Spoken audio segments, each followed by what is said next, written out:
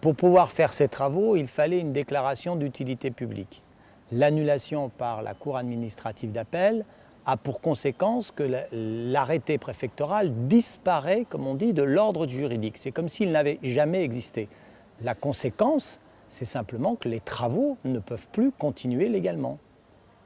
Donc ils doivent s'arrêter. On est devant un système administratif où on n'a pas des moyens d'exécution forcée contre l'administration. Il n'existe aucune procédure d'exécution forcée contre l'administration. Et je pèse bien mes mots parce que même les procédures qui tendent à obtenir une indemnité, une astreinte pour jour de retard d'exécution ne sont pas une procédure d'exécution forcée.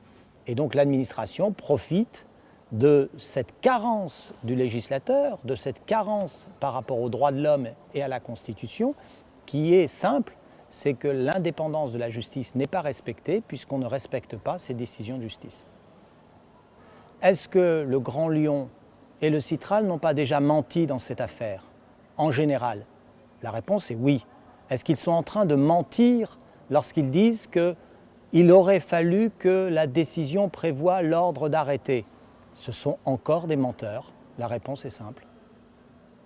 La question se posera dans les étapes ultérieures parce qu'effectivement, c'est une atteinte aux droits de l'homme. L'indépendance de la justice, le droit au recours effectif, c'est qu'une décision de justice rendue par des tribunaux administratifs soit respectée.